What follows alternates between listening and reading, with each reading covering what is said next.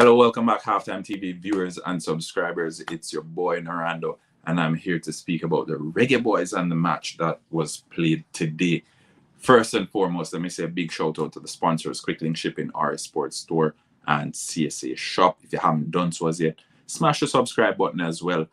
We appreciate each and every one who's been tuned into Halftime TV these past few weeks. We have some track and field content coming up as well, so stay tuned for that.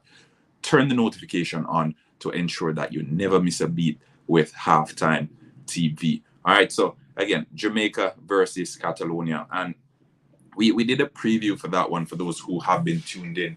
We spoke about what we were expecting coming into this one, the names that would be on display, what the Reggae Boyz had to do in order to come away victorious. And again, much to do about nothing really. Paul Hall, he had indicated before the game that this would be an opportunity to lay eyes on some of the youngsters in the Jamaican setup and to see what he's working with. We know the Nations League, it kicks off next week for Jamaica at least. I think on Saturday, Jamaica plays its first game.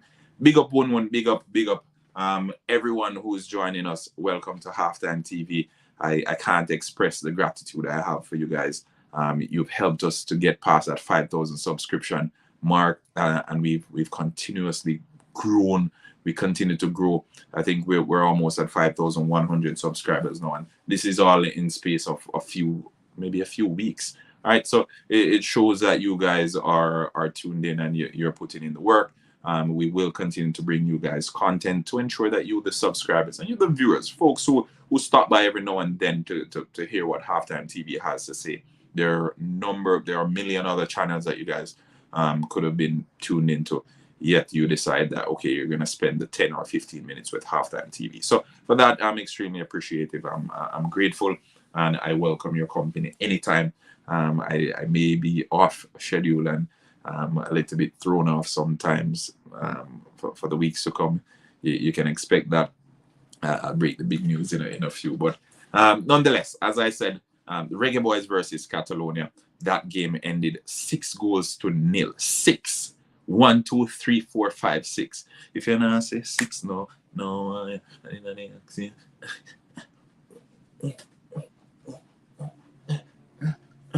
Yeah, so 6. 6. The Reggae Boyz were smashed for 6, and there was an obvious gulf in quality between the two teams. Let me just put it like this: 10 of the players who were in the Catalonia squad are products of La Masia, and La Masia is the Barcelona academy. All right, Gerard Deulofeu, he got a hat-trick on the day, and we know what he's capable of. We saw him in the English Premier League. He was exceptional for Everton. Probably his English Premier League career wasn't as wonderful as we would have expected based on the quality he has. But we know what he can do on his day. And if Gerard Deulofeu turns up on his day, he's virtually unstoppable.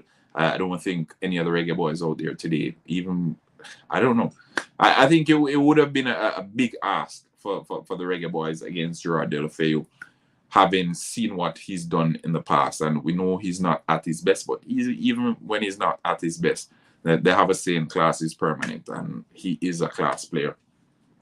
He came out of the Barcelona academy, was loaned out on a number of occasions. The loan spell was made permanent, and then Barcelona ended up getting him back into the team. Second spell didn't work out so well either, but he's still doing well. We were lucky to get 6. It should have been at least 15. It was embarrassing. 1-1-15. 1-1-15. I wouldn't say 15. I was thinking somewhere closer to 9, kind of like the number of hours it took the guys to get to Spain. Yeah, I was thinking probably about 9 thereabout. But I think I was going through a comment and someone said Theodore Whitmore has never lost to 6 goals in the past, and I think that's not a fair comparison because it's apples and oranges. I think Paul Hall, he would have considered this game I won't even say a practice match, but the approach would have been different. And even going into the Nations League, and this is not me making excuses for him, because I think as managers, they oftentimes get too much bashing, but in and of itself, I think being a manager, it's a result-based job. So you need to go out there and you need to do what you get paid to do. And if you're not doing what you get paid to do, then I'm all for like getting him through the door, like getting him out of here. So I think watching the game, I don't know, like it's almost a cringe feeling, if that makes sense. Like I felt so embarrassed. I felt so embarrassed, and not for the players, because obviously, like a number of the players, they're young, they're making their debut. Hutchins, a number of these guys, they're making their debut. You're happy for them, but at the same time, you look on the sideline and you're like, okay, did we really get rid of Theodore Whitmore for Paul Hall? Is this really what we signed up for? I knew we would lose and lose badly. The manner of the loss, the tactics, and the performance were unacceptable to me. There is a golf in class, but the coach made the gap even bigger. Useless, in my opinion. Yeah, and all right, I'm gonna give you an instance, because I know a lot of you folks who are subscribed to the channel, you watch the English Premier League, and although, because there are teams in the EPL where if you compare them man for man against the top teams, it's not even close. However, based on the tactics of the manager that is in charge of this team, then it may seem actually closer than it is. For example, Brighton Hove Albion, right? One of the better teams in the EPL this season, I think. I think Graham Potter deserves manager of the season. Jurgen Klopp got it. No qualms here. I could care less. But I just think for the job that Graham Potter has done, he deserved manager of the season, right? Or even Eddie Howe. But that's for another day. That's a discussion for a whole new day.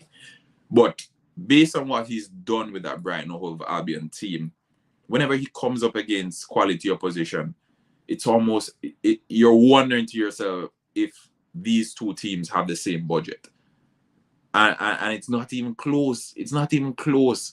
Like Brighton Hove Albion, like the manager has developed some of the players into some top quality players. Bissouma, Cucurella. I know he was a big player before he came to the English League, but nonetheless, like we're seeing what good managers do for players. And I think it was Coach Karumi, one of our avid subscribers as well, who mentioned in one of my previous lives that good managers make players better. And we see time and time again. And it's not just about going out there and just telling them what to do or what. It's the whole package. And we look at it and we say, and again, although Theodore Whitmore didn't make any of our players look better, is it then like we're trading in worse for worse? Because it doesn't make any. Blessing Steph Curry and the Liverpool gang. Hard luck. You guys had a wonderful season. Well, the season is still ongoing. Real Madrid coming up at the weekend. We'll talk about that probably on Twitter. But best of luck. Thank you. Our coach brought the very worst out of our proper players today. Poor players. True. How did you see the game? Steph, if I should tell you the amount of things I went through, I ended up signing up for something that I don't even know, and then I got to see it in another language. So, as a speaker, that I need to get rid of that subscription too. But remember, I'm on the other side of the world, so I get the opportunity to see some stuff that probably it's a little bit more challenging in Jamaica. But yeah, guys, just sitting there and watching. It's one of those where it's all.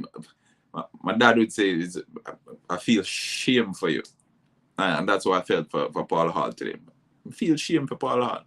I say, really, this man leave all the way from QPR, come all the way down here, so, and make a fool of himself, right? And for the folks who are, I was searching and still couldn't find anything.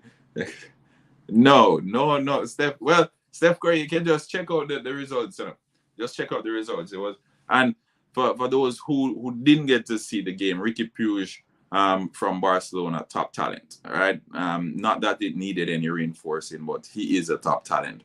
I want you guys to keep an eye on him. Bartra, as I said, former Barcelona player. And I've said it before, 10 of the players in this Catalonia squad, they came out of La Mesa, the academy, the Barcelona academy. And we've seen what comes out of that academy, right? Some of the best players in the world. So it's one thing when you're trying to punch above your weight, but it's another thing when you're comparing Harborview's academy to La Mesa.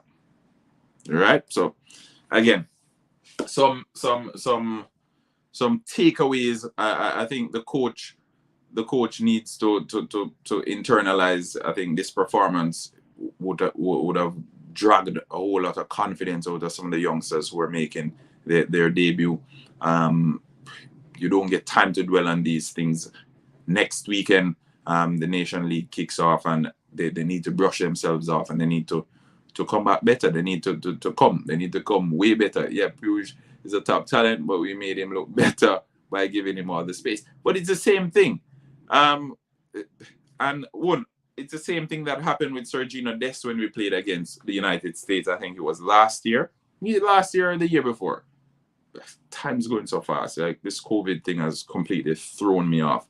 But we played against the United States.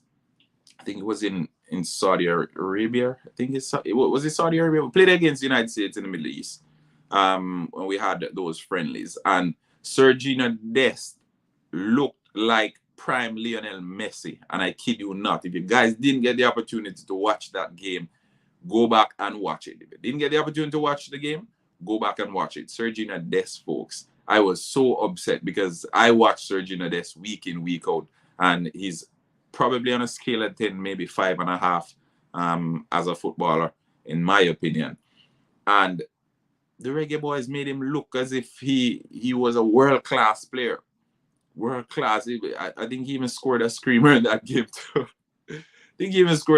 So we have that tendency, we have that tendency. And it's, again, you have to beat who is in front of you, and you have to put on the performances based on who you're up against, right? And that's exactly what he did. A lot of internalizing to do because, as I said, the Nations League is coming up quick and fast. Last year, the United States won the Nations League. The Reggae Boyz had one of the best squads we've had in so long. Went to the Gold Cup. We didn't perform. Put simply, we didn't perform. World Cup qualifiers, we didn't perform again, and rightfully so. We were out. Right, we were out of both competitions. We didn't win any silverware. After the Gold Cup, I was of the opinion that Theodore Whitmore should have gone. They decided to keep him a little bit longer.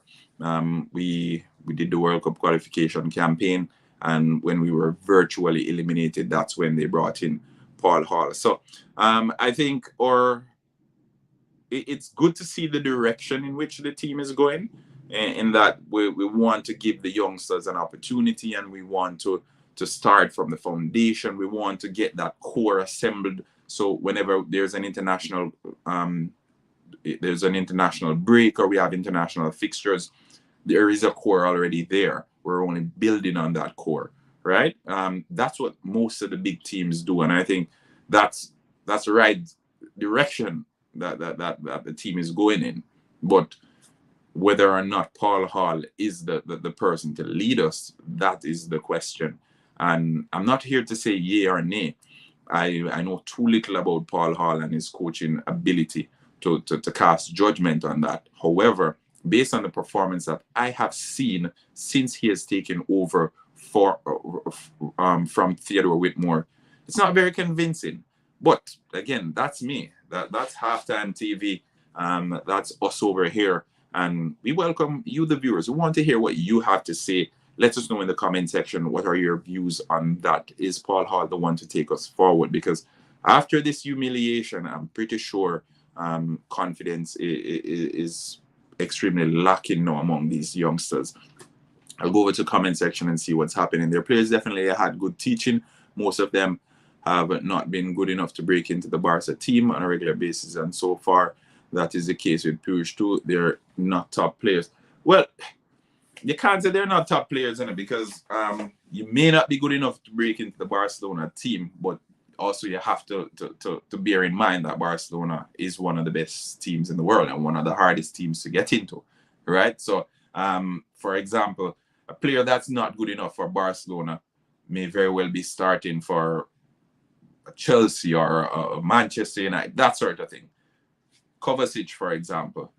Real Madrid bought Kovacic from Inter Milan a few years ago. I think they paid like, but they spent on him, right? They spent on him. Kovacic, one of the most technically gifted footballers we've seen in quite a long time, and he was unable to break into the Real Madrid team as a youngster. No, he was given the opportunity to come to Chelsea. Chelsea grabbed the opportunity with both hands, and he has been one of Chelsea's best players since he came to the club. So you can't say they're not top players. They may not be the best players for Barcelona, or maybe the system or the manager who's there at that particular time. Who knows, right? We've seen it time and time again. So because a player doesn't break into their academy team, I think it's a bit unfair to say they're not top players. Maybe their style, maybe their game doesn't suit the current managerial ideologies in the first team, that sort of thing. So there are a number of factors that may help to determine whether a player makes it into the first team or not. All right, I felt the same way. Tapa should have gone after the Gold Cup. We paid the price for not being smart and decisive. True. Yeah, not a top player at the time, so could not break into there. Has not started regularly at Chelsea. Had a talented player though. Yeah, but and even at Chelsea again, it's the managers. So because I think his first full season he was player of the season, right? First full season he was player of the season. I think that was under Frank Lampard. So it's difficult to judge a player based on stuff like that, because you know he's a top player. Probably how the manager plays. For example, if you're how do I put Wan-Bissaka, then I don't have any problem with Wan-Bissaka. But for example, Wan-Bissaka would never make it into an Antonio Conte team, because Antonio Conte plays with wing backs who are flying down the wing and they basically contribute to attack. But you won't say Wan-Bissaka is not a good player. He's a good footballer, but his attributes or his qualities, they're different from Antonio Conte's ideologies, right? So it is one of those situations. But as I said, folks, let me know what you guys think about that performance. Humilado, that's the type, the topic of this one. That's the title. That's a headline. Reggae Boyz humiliated in Catalonia. 9 hours and roughly 30 minutes. That's how long it takes to get to Spain from Jamaica. And 6 goals later, I'm pretty sure the Reggae Boyz will be feeling as if the flight back home is actually 19 hours and 30 minutes. Long flight back home for the guys. A lot of internalizing to do. Lot of assessment for the manager. They need to get back to the drawing board. What I want to hear, what are your takeaways from the game? I've shared mine. I've shared what I thought of the players. I've shared what I thought of the results. But now I'm curious to hear what you, my loyal viewers and subscribers, have to say. Remember, like, share, subscribe. Miranda Brown here from HalftimeTv. Wishing all of you guys a wonderful evening. I won't stay too long, folks. We have I have my hands tied as things stand now. All right, so I won't stay too long. But like, share, subscribe. Until next time, you'll probably see me later on today or maybe tomorrow. But stay tuned. Turn the notification button on and ensure you don't miss a beat with HalftimeTv. All right, peace out. Bye bye.